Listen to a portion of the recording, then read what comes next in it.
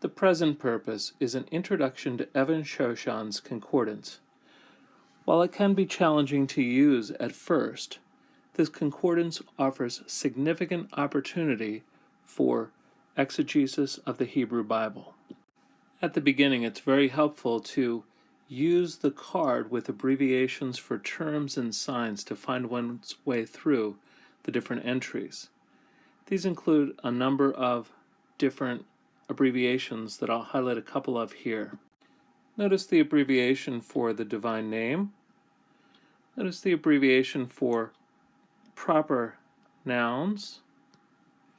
It's also worth noting the way that Hebrew verbal stems are abbreviated, and certain biblical books, especially in the Hebrew version of Even-Shoshan. We remember that Hebrew verb stems, or binyanim, are listed according to the word pa'al. And so Even-Shoshan uses these abbreviations for kal, nifal, piel, and so forth. And again, remember, this check mark is an abbreviation. It chops off the rest of the word. So when we see heat, this is hitpa'el, chopping off the rest of the word. So there's the abbreviation for the hitpa'el stem throughout Even-Shoshan. Here's the beginning of a very long entry for the word amar, to speak or to say. The entry begins with a list of derivatives, that is, other words related to amar. Next comes a series of definitions, and these are given in modern Hebrew. This is followed by a list of synonyms or near terms. And then finally we see that the entry itself begins with a list of numbered terms or phrases with scripture references for each one, and it follows the different forms of the verb broken up form by form.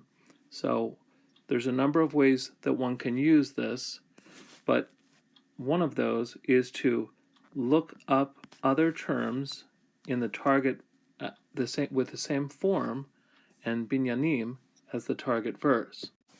Here's a close-up of the derivatives that appear at the beginning of the entry. So first we have the kal form, and then it lists the infinitive construct, the nifal, the hitpa'el, hiphil, and so on. Next comes the list of definitions, and again, these are given in modern Hebrew, so many times it's worth just looking through for the person that only knows biblical Hebrew and seeing what glosses are also similar to glosses that we know from biblical Hebrew. Next in the entry is the synonyms, or keruvim, near words.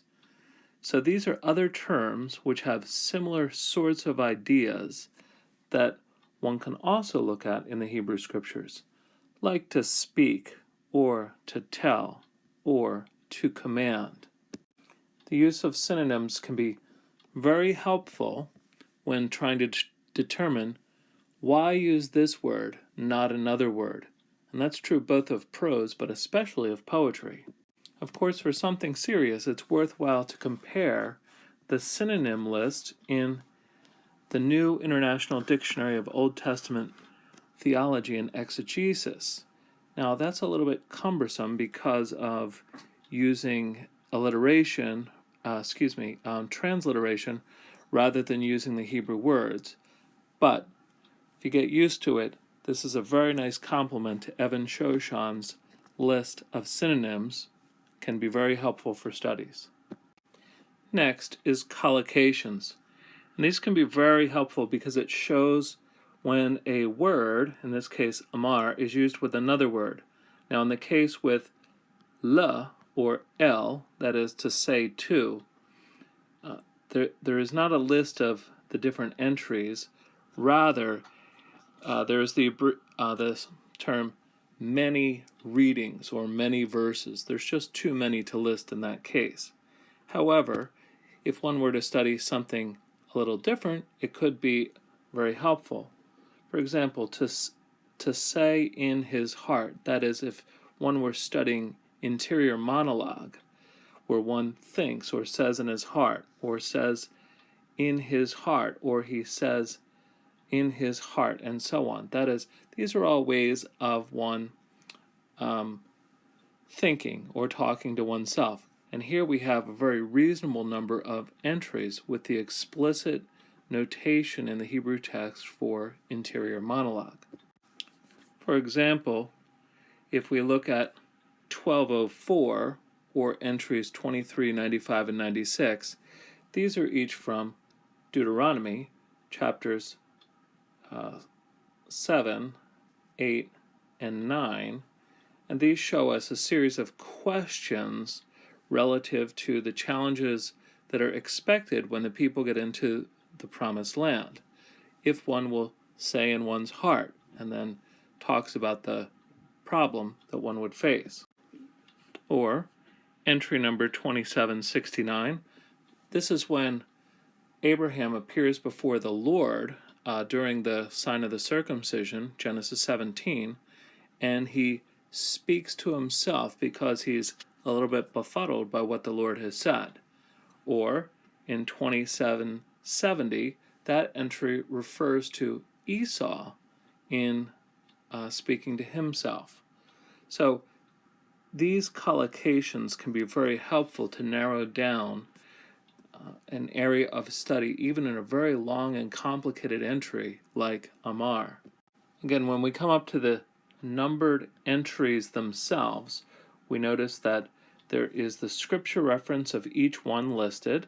There's a short contextual phrase related to each entry, and the entry follows the forms of the term. So when we look up a term, we can easily compare it to all of the other uses in the Hebrew Bible, which have the same binyan and form as the term we're working on, whether it's participle, infinitive construct, and whatnot.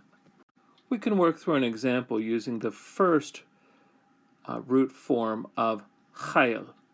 Now, when we focus on the definitions given here, they're in modern Hebrew, but we can recognize that there are a number of definitions that use strength, just like ko and oz, or a number that use army or military, like tzava.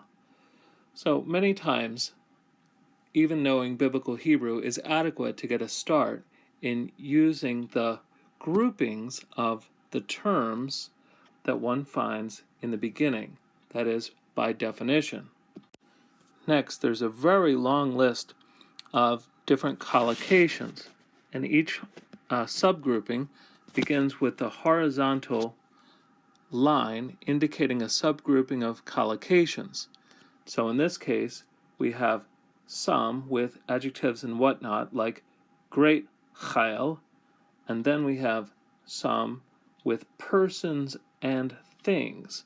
And we'll focus on this for our work at the moment. So if we were doing work on a chayil woman, that is, a woman of chayil, an excellent woman, or a woman of virtue, or a woman of strength, however we want to put that, we notice that there are only a few references. So normally, chayil isn't a kind of a word we would see with woman, but there are 3 references, and so that's noteworthy, over and against the term used with man and the like, or strong warrior or son, and other kinds of collocations. But we'll focus on the excellent woman, or the virtuous woman, or the woman of valor. And here we have entries in 34, 35, and 38. So we'll compare those 3 entries. So we find the entries, entry 34, 35, and 38. And we can easily compare them together. And in 34 we see, a woman of valor, she is a crown to her master or her husband.